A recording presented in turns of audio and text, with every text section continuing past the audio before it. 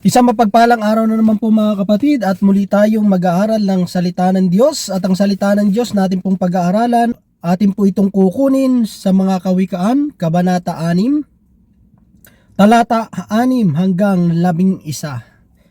Ang sabi po dito, tingnan mo ang mga langgam, ikaw na taong ubod ng tamad. Pamumuhay niya'y masdan mo at nang ikaw ay mamulat. Kahit sila'y walang pinunong sa kanila'y nag-uutos, walang tagapamahala o tagamasid na sinusunod. Ngunit nag-iimbak ng pagkain sa tag-araw. Kailangay iniipon kung panahon ng anihan. Hanggang kailan taong tamad mananatili sa higaan? Kailan ka babalikwas sa iyong pagkakahimlay? Kaunting tulog, bahagyang idlip, sandaling pahinga at paghalukip-kip. Samantalang namamahinga ka, ang kahirap ay darating na parang armadong magnanakaw upang kunin ang lahat ng iyong kailangan. Mga kapatid, mga magulang, mga kaibigan, ito po ang salita ng Diyos. Ang papuri, ang pagsamba ay para lamang po sa Kanya. Amen. So dito mga kapatid, habang ako'y naghihintay sa aking mga kasama para sa Christmas caroling dito sa Scarborough, so mag-aaral po tayo ng salita ng Diyos.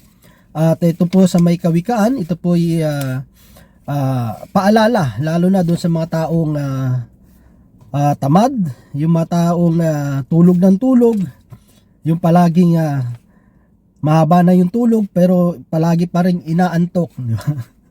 Yung puro pahinga pero palagi pa rin pagod, di ba? Yung pag nakita yung trabaho, hindi pa nag-uumpisa, pagod na. Yan. Alam niyo mga kapatid, yung taong tamad, no? Kung ikaw at isang tao, alam naman natin bilang tao, mas mataas tayo sa lahat ng uri ng mga animals, di ba? Ng mga hayop. Kaya nakakahiya kapag ang isang tao ay ikinumpara sa isang hayop, no? Sa isang, lalo na to, insekto, di ba? So siyempre talagang nakakahiya yun, no? Pero siyempre kung ikaw naman ay masipag, tayo naman ay nagsusumikap, nagtatrabaho, hindi yung nakakahiya, no? Kasi ang tinutukoy dito, hindi po yung mga masisipag mga tao, hindi po ito yung mga taong nagtatrabaho, di ba? Yung nagpapawis para mayroong makain, di ba? Ang tinutukoy lang dito na nakakahiya na ikinumpara sa langgam ay yung mga taong tulog ng tulog at pahinga ng pahinga. So dito mga kapatid, sabi niya, sabi niya matuto ka, no? Learn, no? Sabi niya, matuto ka sa mga langgam na ito. No? Ikaw ubod na tamad. So pinagsasabihan dito, yung ubod ng tamad. Alam mo, yung tamad lang ano lang yun, basta tamad lang, di ba? Pero pag sinabi ng ubod ng tamad, kung sa ano pa, kung yung standard ng katamaran, ano ka na, napaka-low, no? Ikaw na niya sa pinakamababa, no? Kung ito yung standard ng pagiging tamad, ikaw na niya sa pinakailalim, no? Kasi ubod pa, no? Hindi lang tamad, may ubod pa, no? Ubod ng tamad. So dito makikita natin mga kapatid, pamumuhay niya'y masdan mo at nang ikay mamulat, di ba? Parang kung saan nasabi, parang magising ka na sa katotohanan, mamulat ka, no? Mabuksan ang iyong paningin, 'di ba? Kasi minsan hindi ka talaga matututo unless na bubuksan mo yung yung pangunawa mo, yung paningin mo, 'di ba? Kasi masyado tayong sarado minsan eh. Kaya marin tingnan mo yung mga taong sarado yung isip, sarado yung mga pananaw nila sa buhay, yung kanilang paningin, hindi talaga matututo yan. Pero kapag ang isang tao, bukas yung kanyang isip, bukas yung kanyang paningin, bukas sa lahat ng mga bagay na nangyayari sa kanyang buhay, marami kang matututunan eh, di ba? Hindi lang naman yung mga nangyayari sa buhay mo, kahit sa paligid mo, kung pagmamasdan mo mga nangyayari sa paligid mo, marami kang matututunan. Basta as long na hindi sarado isip mo. Ang mahirap kasi minsan, kapag meron ka ng alam, akala mo ito na yung ito na yung perpekto, ito na yung totoo, ito na talaga yung pangahawakan mo hanggang mamatay ka, 'di ba? Maraming mga ganung tao no, sarado na yung isip sa mga pagbabago, no? Kasi minsan Kita mo, may mga tao na naniniwala pa rin na hanggang ngayon yung planeta is flat, di ba? Flat earth pa rin yung paniniwala nila. So kasi yun na yung natutunan nila no? Sasabihin nila, ito na yung alam ko So hindi po ganoon mga kapatid. Kaya nga yung learning is a constant yan, no? Hindi ibig sabihin natapos mo na, kahit nga yung mga doktor, kahit yung mga professional, di ba? Nag-a-upgrade yan, nag-aaral pa rin. Kasi bakit? Kasi may mga bagong kailangan nilang pag-aralan. Kung hindi nila pag-aaralan yun, maano na sila, behind na sila doon sa mga teknolohiya o sa mga bago, kunyari, sa mga sakit, may mga bagong dumarating na sakit. So, kailangan mo pag-aralan yon, di ba? So, may mga bagay sa mundong ito na kahit sabihin mo nakatapos mo na yung kursong mong ito is tapos na, no? Yung pag-aaral mo, yung learning mo. Constant kasi ang learning. Habang tayo nabubuhay sa mundo, may mga bagay na dapat tayong matutunan. Yung sabi niya, mamulat. Kahit sila'y walang pinuno, sa kanila nag-uutos, walang tagapamahala o tagamasid na sinusunod. Di ba? Kasi minsan, tayo kasi yung haray ng buhay natin Sabi ko, buhay ko to kung masusunod. Buhay ko to kung masusunod, no? Walang pwedeng magdikta sa akin. Kasi tayo kasing tao minsan, madali tayong sumunod kapag nandiyan yung mga namumuno, kapag nandiyan yung leader, nandun tayo, natatakot tayo, di ba? Sa mga authority. Kita mo kahit sa trabaho, kapag wala yung boss, wala yung manager, tatamad-tamad. Yung iba lang naman, no? Tatamad-tamad. No, medyo papahinga-pahinga. Pero makikita mo, pag dumating yung boss nila, dumating yung manager nila, bigla na lang maghahawak ng walis, o kaya magsisipag yan sa trabaho. Diba? Yung parang walang pagkukusa. No? Yun ang mahirap kasi sa taong tamad, walang pagkukusa. No? Walang initiative. Ang gusto niya binabantayan, no? Ganun yung mga tamad na tao no? Gusto palagi may nagbabantay, no? Kaya minsan tingnan mo sa trabaho, pag walang tiwala yung boss mo sa iyo, kapag ikaw yung nagtatrabaho, sasabihin ng boss mo, bantayan mo yung taong yan no? Bantayan mo yung taong yan, baka mamaya kung ano naman yung paggagawin niya, no? Baka mamaya mali na naman yung gagawin niyan. 'Di ba? Pag ang taong tamad kasi alam mo no? Kunyari, may papagawa ka. Imbis matapos ng 1 oras, matatapos yan 5 oras. No, sabi nga ng iba, pag pinapinta mo yan siguraduhin mong bantayan mo. Kasi baka mamaya ginagamit niyang paminta niya, yung brush niya, baka yung no, yung para sa cutex. Yung brush na ginagamit niya, parang sa cutex, no, sa mga kuko.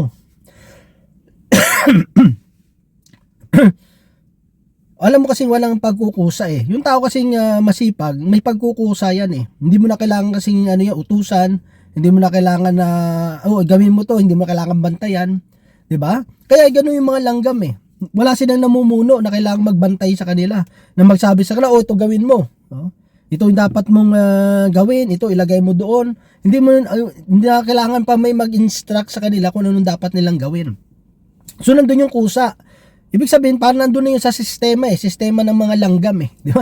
Nasa sistema mo na yan No, katulad niya, pagising mo sa umaga, kung sa sistema mo na pagising mo sa umaga, di ba? Nagpe-pray ka, naghihilamos ka, nagsisipilyo ka, o kaya nagluluto ka ng iyong agahan, di ba?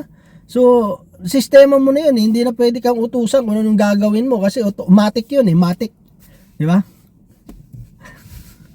Matic kasi yun automatic yun na talagang gagawin mo yun. At alam ng mga langgam na kailangan nila mag-imbak ng kanilang pagkain sa tag-araw, kailangan mag-ipon sa pagdating ng anihan, kailangan nilang mag-ipon para sa tag-araw Pag ibig sabihin niya kasi siyempre kapag may kita naman natin minsan yung mga kwento about sa sa tipaklong, di ba? At saka sa langgam, no? Marami tayong mapapanood niyan para lalo sa mga batang mga kwento, kaya kahit sa YouTube may kita ka diyan na kung saan yung mga langgam pinagtatawanan lang ng tipaklong, no? Yung mga langgam, laro lang siya ng laro, no? Hindi niya iniisip na kung sa kanibukasan meron siyang kakainin o wala, no? Siguro iniisip niya andyan naman sila langgam na nag-iipon, manghihingi na lang ako. Diba?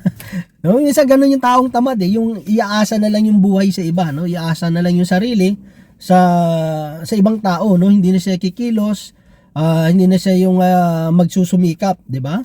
Kaya nga dito may kita natin mga kapatid, nang dumating yung tag-ulan, so nilalamig yung si Tipaklong, wala siyang makain. Pero salamat, maawain yung mga langgam. Pero siyempre, hindi naman sa habang panahon, hindi salamat sa lahat ng pagkakataon, ganun po yung gagawin natin, di ba?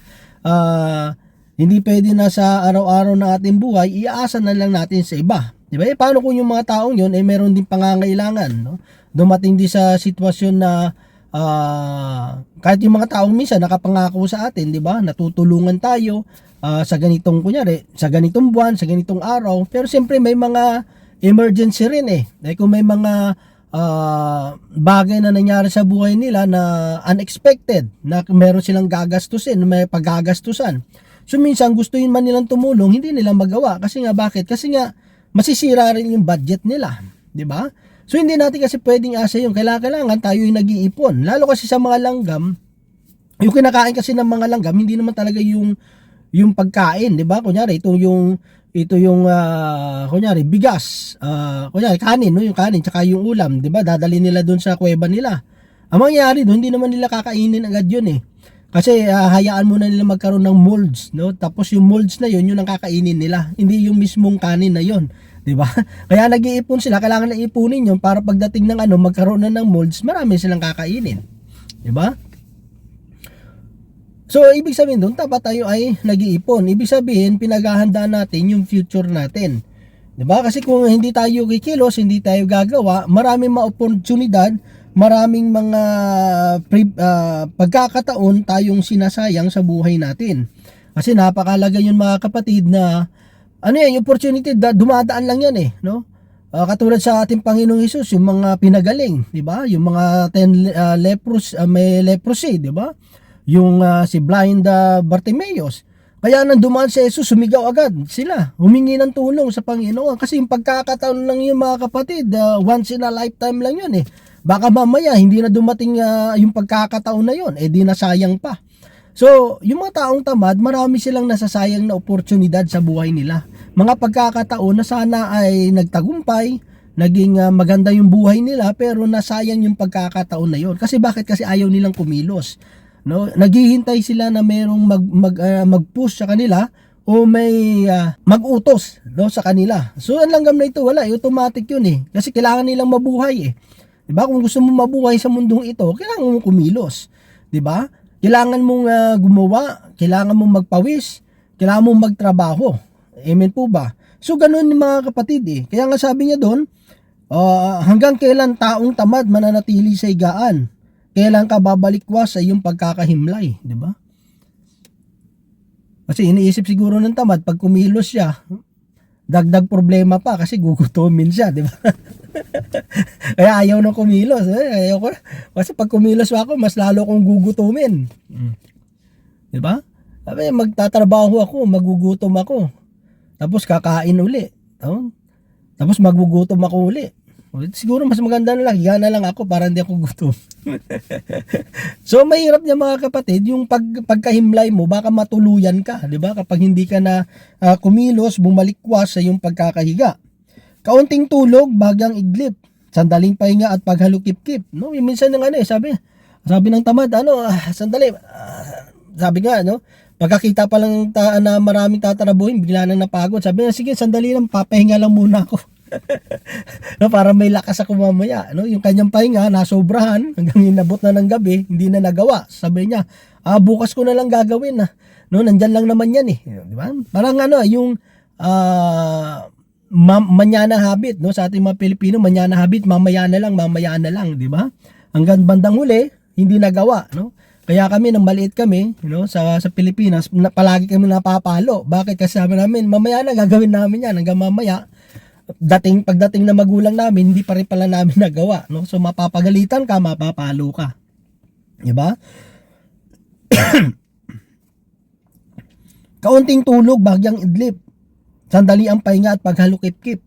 Samantalang namamahinga ka, ang kahirap ay darating na parang armadong magnanakaw upang kunin ang lahat ng iyong kailangan. Di ba? Maraming nasasayang na oportunidad mga bagay na mahalaga sa atin, nawawala sa atin. Kasi bakit? Kasi ayaw nating kumilos, ayaw nating gumawa.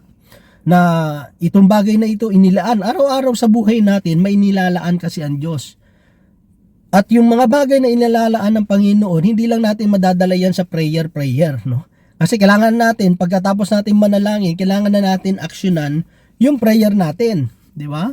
Kasi nga, faith without action is dead. Hindi kasi yan parang humingi ka ng pagkain sa Panginoon na mamaya-maya darating na lang sa harapan mo. Hindi.